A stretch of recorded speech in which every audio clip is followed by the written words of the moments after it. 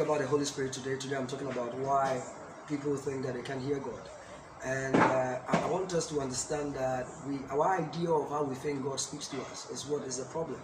People are expecting the audible, loud voice that will shout your name and talk to you like God used to talk to Samuel. But we have forgotten that we have moved through dispensations, and God speaks to us sometimes through an inner voice, and that is how the Holy Spirit communicates with us.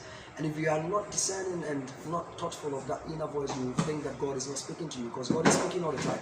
It is we who do not hear God. And so there has been 3 dispensations. We have the patriarchal dispensation, where we had Abraham, Jacob, and all those people, where God spoke to man. God came, spoke to man, and then left. He spent some time with Abraham. A good example is Abraham. He came to speak to Abraham, and then he spent some time with him and he leaves. And then we moved on to a better one, which is the Mosaic dispensation.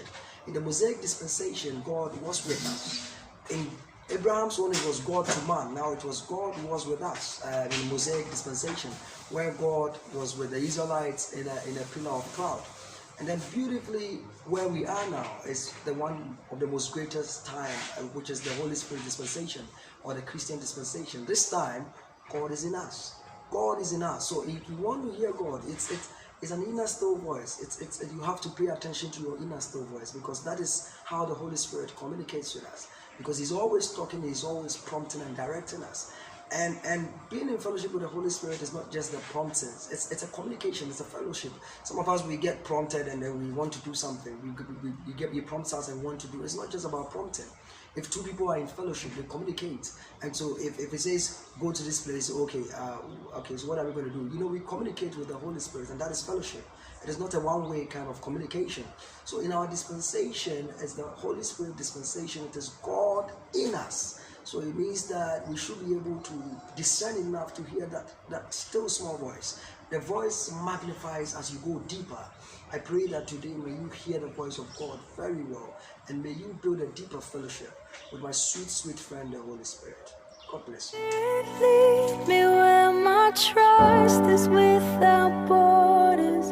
Let me walk upon the waters. Speaking and communication and inner prompts does not come like that. It comes one silent one, and then it goes, and then it comes another one, and then goes. So you see, there's a difference. You can deduce that.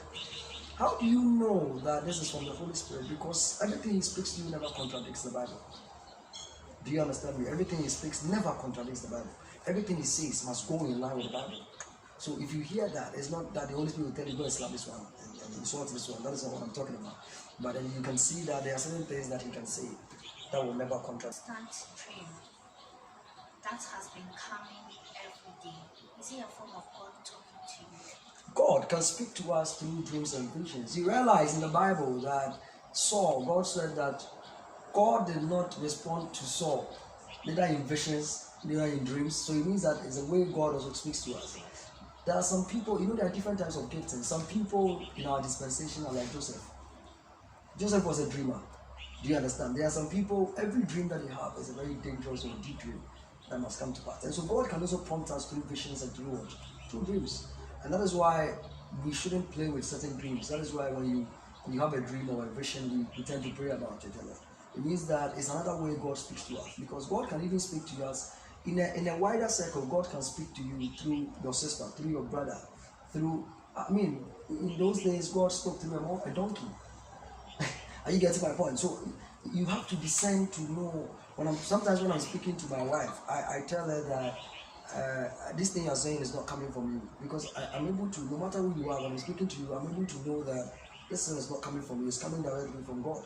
What did God tell Peter when Peter said that you are the son of the living God, or son of God? He said that flesh and blood did not reveal this unto you, but the Spirit. What it means is that at that point of time, although it was Peter, Jesus was able to discern and know that no, this conversation is not coming from him.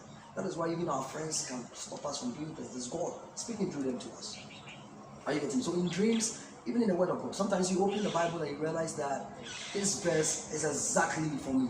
And you see, you need to discern to all those things. For me, even my little baby, the way he behaves, I can look at him and go like, there's something wrong. Because sometimes he will start crying, you won't even find the keys. You see, there's so many things that happen. Apart from God speaking to us in the Spirit, in the inner voice, there's so many things He can speak to us about. So when you have continuous dreams, you need to pay attention to it, because it's God speaking to you. Some Christians say God speaks to them through reading the Bible, the Word of God. How do you say? It's 100% true, because how do we even have deeper fellowship with the Holy Spirit? It is through the Word. You see, the Holy Spirit cannot remind you of something you don't know. When you say that the Holy Spirit will remind you, are you getting me? Remind there in the Bible means that you know the thing and then He's going to remind you. How do you remind somebody of something you don't know? So if you want to go deep with the Holy Spirit, it's the Word of God. And then who best to give you a good interpretation of the Word than the Holy Spirit? He wrote the Bible. The Holy Spirit wrote the Bible, true of us. It said that men were inspired by the Spirit of God to write the Bible. So they were used as vessels. Paul and all those people were used as vessels to write the Bible. But the actual inspiration came from what? The Holy Spirit. That is why when we are reading the Bible, we ask the Holy Spirit to give us revelation, to give us good interpretation. So He can speak to us. And the Bible can mean so many things for one person. One verse can mean so many situations for everybody. So sometimes God speaks to us through the Bible. And that one is actually almost all the time. Because He said the Holy Spirit will remind us of things. So it means that you can't be reminded of things you don't know. You get to examination hall, the question is, how do you remind me if you didn't learn it? You get to my point. Lead me where my trust is without borders.